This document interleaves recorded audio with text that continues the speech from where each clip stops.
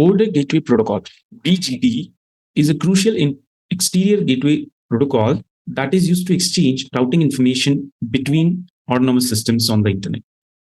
So, unlike other routing protocols that operate within a single network, BGP enables data packets to traverse multiple networks, ensuring that they reach their intended destinations efficiently.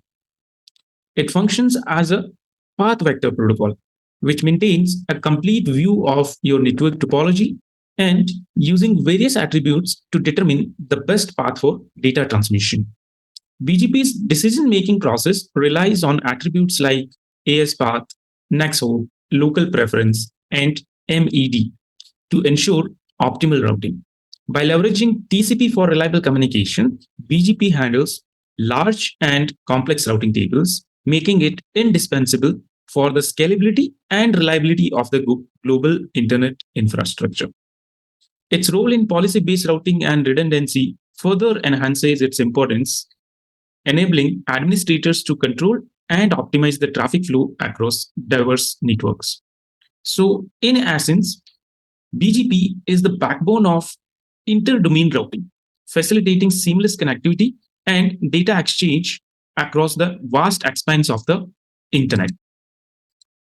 So, hey guys, welcome to today's technical deep dive on the routing protocols and BGP.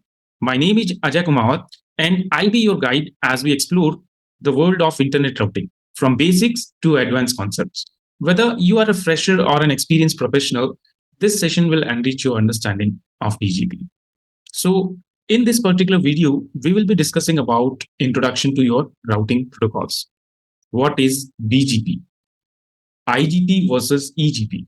That what is the difference between IGP and EGP? How your BGP works? What are the problems that your BGP solve? And then furthermore, we'll be talking about EBGP and IBGP. So let's start with it. Now, first of all, let's start with the basics. That what is a routing protocol? So if we discuss about a routing protocol is a set of rules that are used by your routers to determine the best path for forwarding the packets across a network. Okay, so whenever the data packets have to be sent from one device to another device, from one network to another network, okay, between two devices in two different networks. So your routing protocols are used. Okay, your routing is used. So the main purpose of your routing protocols is to enable end-to-end network layer connectivity between the endpoints. Okay, so if you want end-to-end connectivity, okay, in that case, your routing protocols are going to help you. And your routing protocols, they ensure that your data packets, they can traverse multiple networks to reach their intended destination. And your routing protocols, they operate by establishing communication between the routers, by exchanging the routing information, which helps the routers to understand the network topology and make informed decisions about where to send the data packets. Okay, so with the help of routing protocols only, your routers are able to make a decision, because your routing protocols, they are creating routing tables, and in the routing tables you have the information about routes. Okay, so whenever a router receives a packet, it will check the destination IP address. Okay, that where this particular packet is intended to, what is the destination of this particular packet. Then your router checks that, do I know how to reach this particular network? Once router checks the destination, router is going to check, do I know how to reach this particular destination? So our router will come to know that whether your router is able to reach that particular destination or not. So your router is going to do what? It is going to check the routing table, that do I have a route in the routing table? So if there's a route in the routing table, then router will send the data packets according to the routing table information. Okay. And as we all know, in the routing table, router gets information about the next hop, that to which router it has to send the messages. Okay. Then after, it also gets the information about the exit interface, that through which interface it has to forward the data packets so that it can reach its intended destination. So this is how your routing protocols are helping the end-to-end connectivity, and how the routing protocols, they help the routers to communicate with each other. Okay, and decide that which path they have to take okay, which path they have to use to forward the data packets to their intended destination. Okay, so before diving any further, let's just have a brief introduction to routing.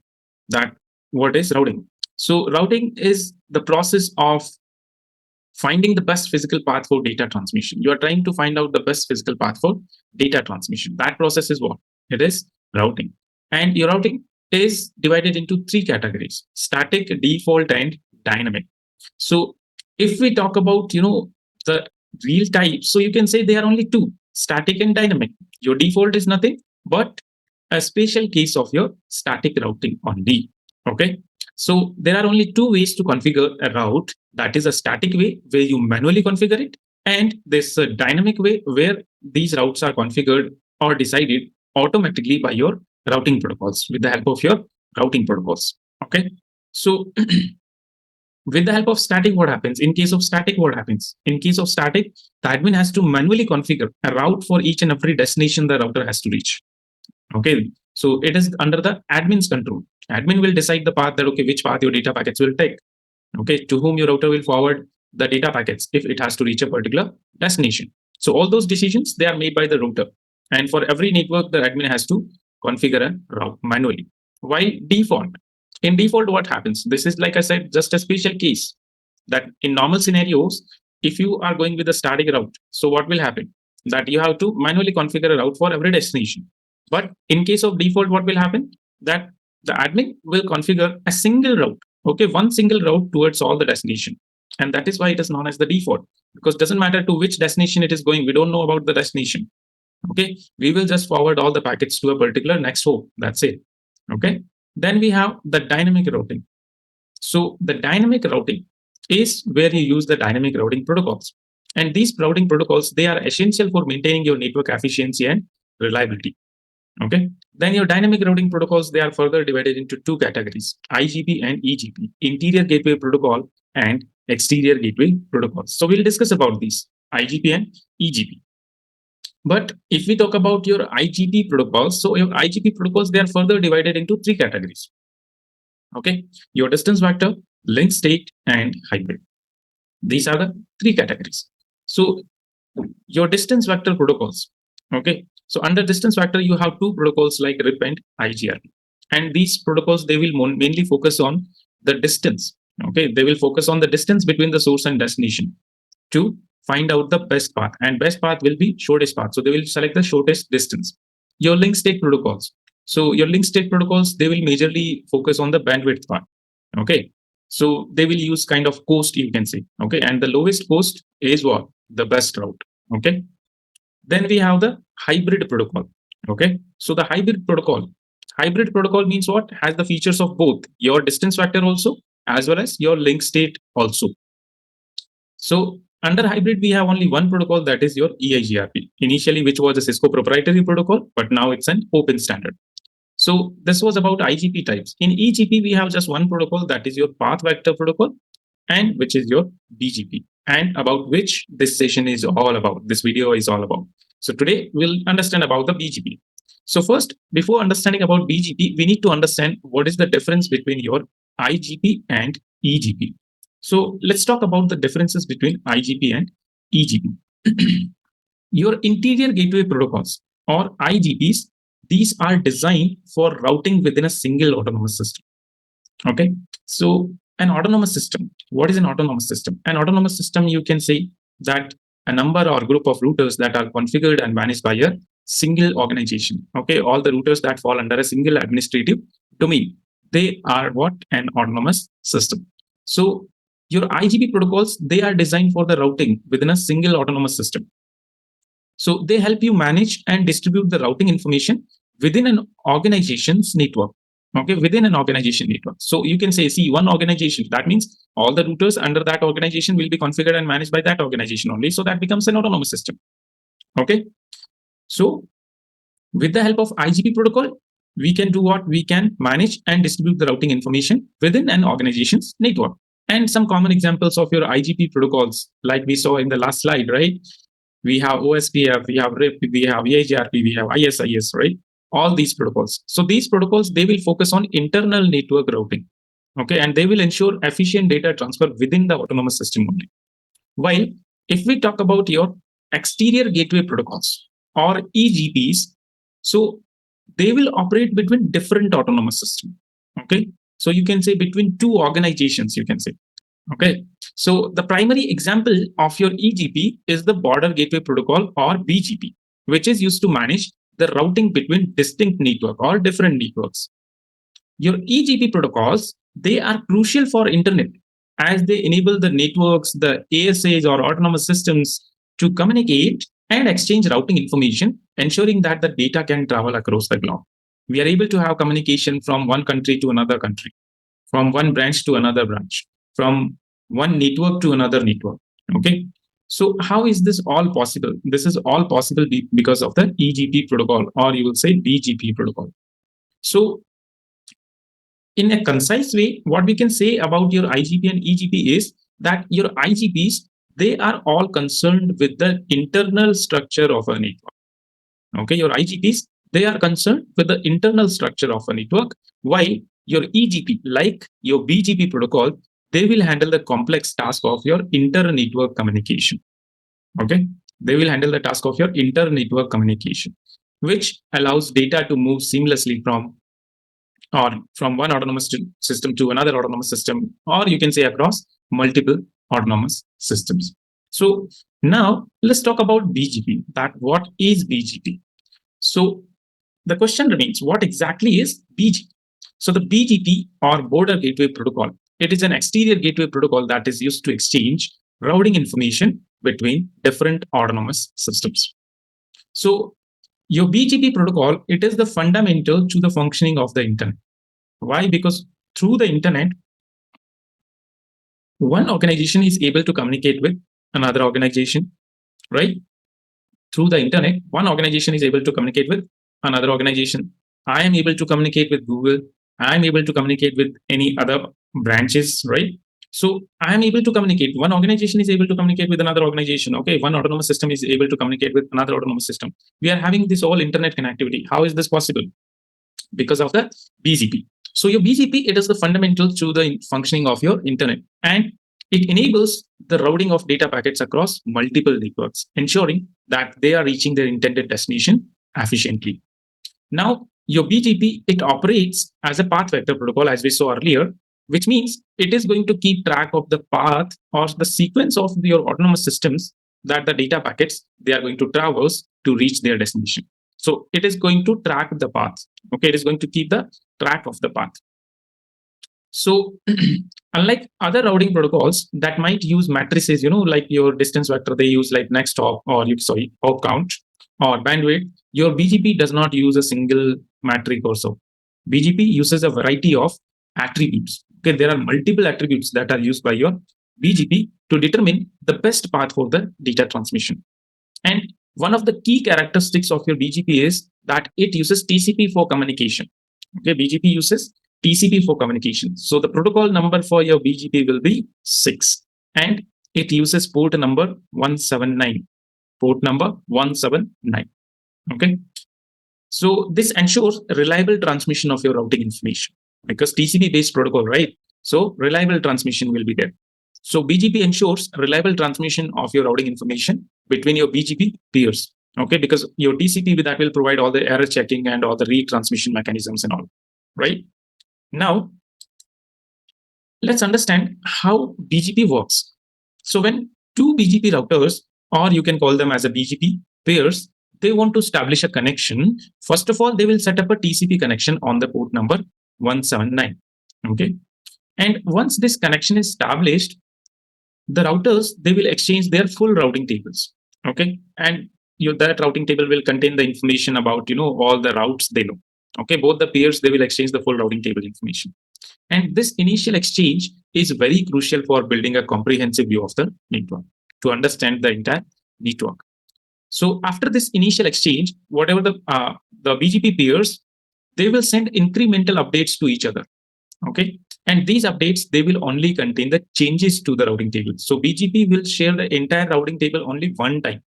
Okay. After that, it will just update only the changes, what all the changes are being done, such as new routes, changes to existing routes, or withdrawn routes, that means removed routes. So these kind of updates will only be shared. It will not share the entire routing table again. And this incremental update mechanism helps the BGP to manage large and complex routing tables efficiently. Rather than sending entire table, they will just share the changes or the updates so that all BGP peers they can update it, right? Your BGP, it uses path attributes. Okay.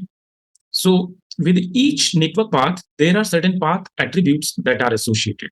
Okay. And these path attributes, they provide your BGP the granularity and control of your routing policies in the BGP.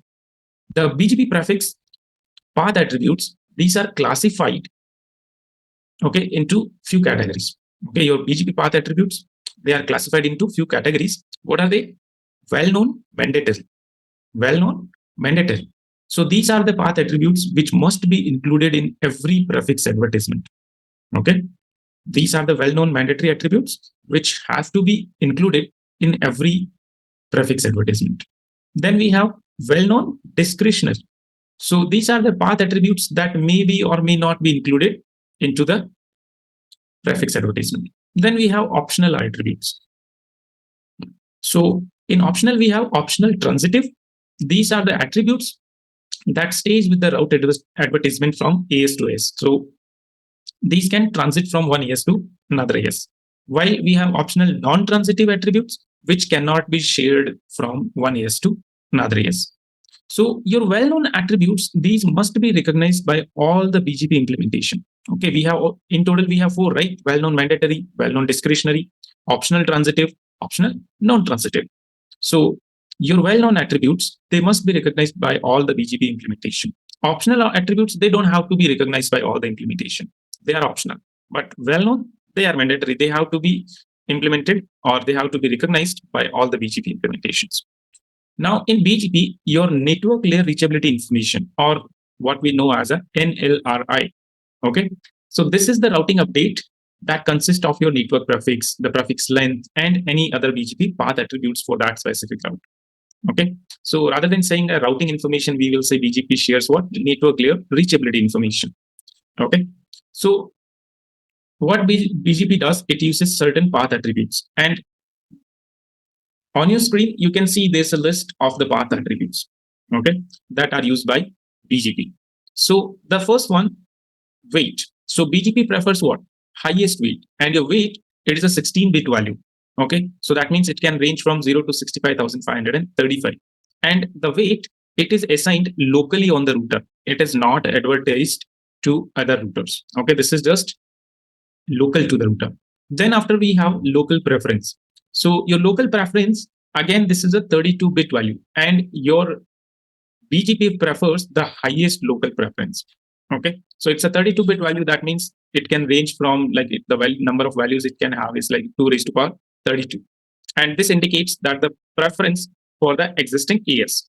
Okay, and the local preference is also not advertised between the EBGP peers. Okay, between the EBGP peers, your local preference is not advertised. It is local to an AS only, so it will remain within an AS. Okay, then the third decision. Okay, the third decision that will check what? Locally originated routes. Okay, so it will point in the best path algorithm to determine whether the route is originated locally or not. And here there is a preference given. Okay, so first preference is given to the routes that were advertised locally. Second preference is given to the networks that have been aggregated locally. And the third preference is given to the routes that are received by the BGP peers. So this is how your third attribute is checked by the BGP. Then we have number 4, which is AIGP. Okay, so your BGP also prefer the path with the shorter AIGP. AIGP stands for AIGP stands for Accumulated Interior Gateway Protocol. So for this protocol, it will check the least metric, and that it is going to use.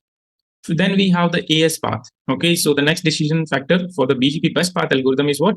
Your AS path length, which typically correlates to the AS hop count. Okay, and a shorter AS path attribute, a shorter AS path is preferred over a longer AS path. So you can say that a shorter AS hop count is considered better. Then the next BGP path decision factor is what? Your mandatory BGP attribute, which is origin. So by default, networks that are advertised on the Cisco routers, they use the network statement and they are set with the signs like I for IGP. Okay. And the redistributed networks, they are assigned with a question mark. Like that it is. Okay. So in the origin, what will happen? First preference will be given to your IGP. First preference will be given to your IGP originated routes. Second preference will be given to your EGP originated route. And the third preference will be given to incomplete origin. That means incomplete routes. Okay. Then next we have about your MED, multi-exit discriminator. So that router, it is going to prefer the lowest MED. Okay. It is going to prefer the lowest MED. So the MED is also a 32-bit value. That means the number of possible values can be 2 raised to power 32. And it is also sometimes called as metric. So BGP sets the MED value automatically to the IGP path metric during network advertisement or redistribution. So it is assigned by the BGP automatically. Okay. Then we have the next one, okay, which is about EBGP versus IBGP. Okay, so the next best part decision factor is whether the routes they are coming from IBGP or EBGP or sometimes the confederation member. If you have BGP confederation, if you have some AS also in that case.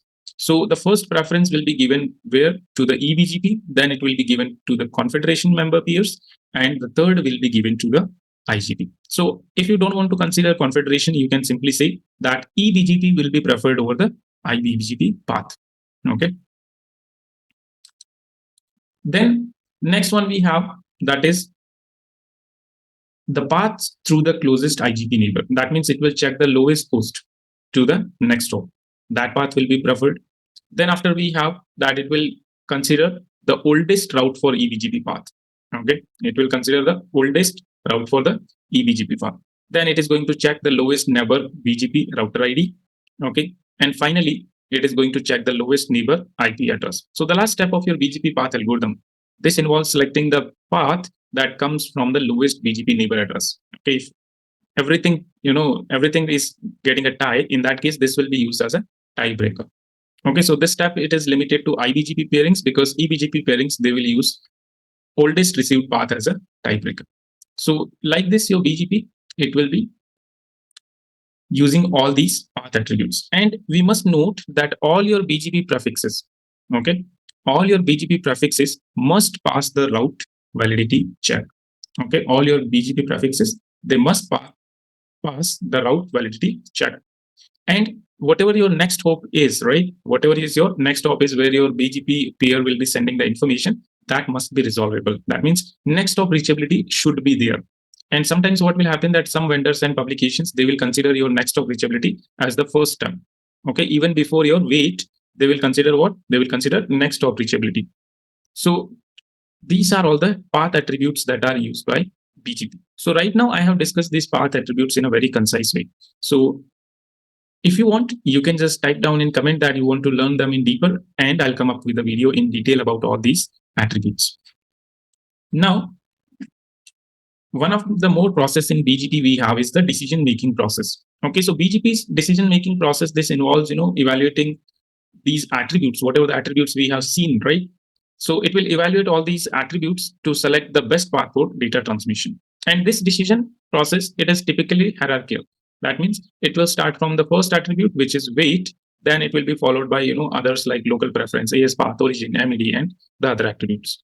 And this ensures that the routing decisions, they are made based on a combination of policy as well as the path efficiency, that how efficient your path is. Okay. Now, this is what we have understood about how your BGP works. Now, let's talk about what are the problems your BGP solves. What are the problems BGP solves? So, BGP solves several critical problems that are there with the network routing. And one of the primary challenge is what about the scalability.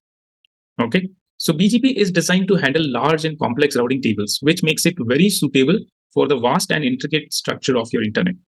Okay. So with the help of BGP, we can handle large and complex routing tables. Then another key problem your BGP solves is the policy-based routing.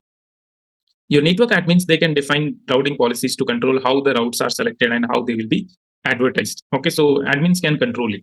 This flexibility, it allows for customized routing decision based on your business requirement and what all the network policies you are having. So that means you have granular control or higher control over your networks and how the routing decisions will be made. Then after, BGP also ensures redundancy and failover. By maintaining multiple paths for data transmission, your BGP can quickly switch to an alternative route if the primary path is going to fail. Okay, and this redundancy is very important for maintaining the reliable network connectivity. Okay, finally, we have inter-domain routing. So inter-domain routing, it manages the exchange of your routing information between the different autonomous systems.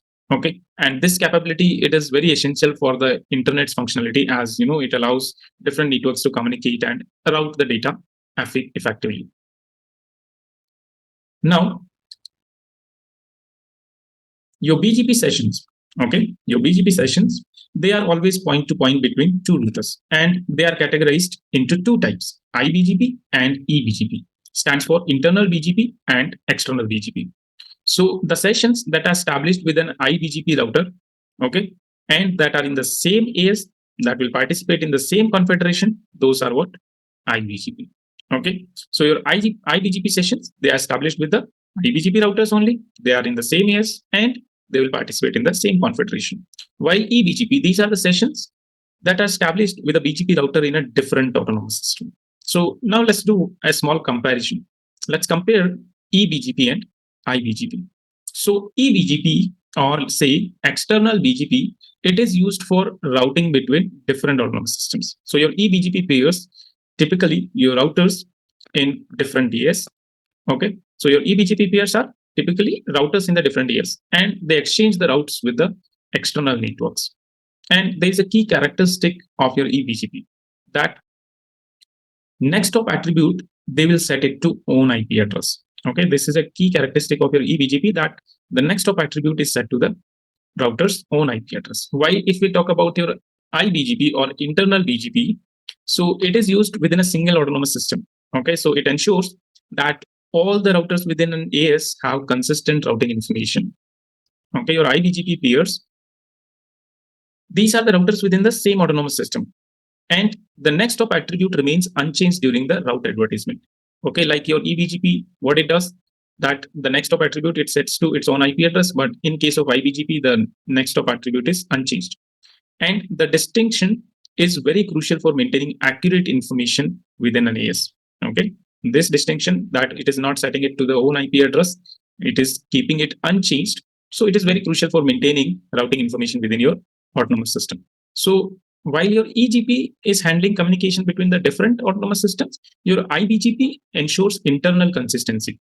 Okay, both types of your BGP, IBGP as well as EBGP, these are very essential for comprehensive network management, and they enable seamless data routing within and between different autonomous systems. Okay, so they maintain, IBGP will maintain within an AS, while your EBGP will maintain between different autonomous systems. So this your IBGP and EBGP, these are often confusing. So these are not two different protocols. Okay, these are not two different protocols, and there are different rules for communicating between autonomous system and within an autonomous system. So when you're communicating between two autonomous systems and you are communicating within an autonomous system, there are different rules on it, and depending on who we are talking to, some of the characteristic of the peering communication also change by default.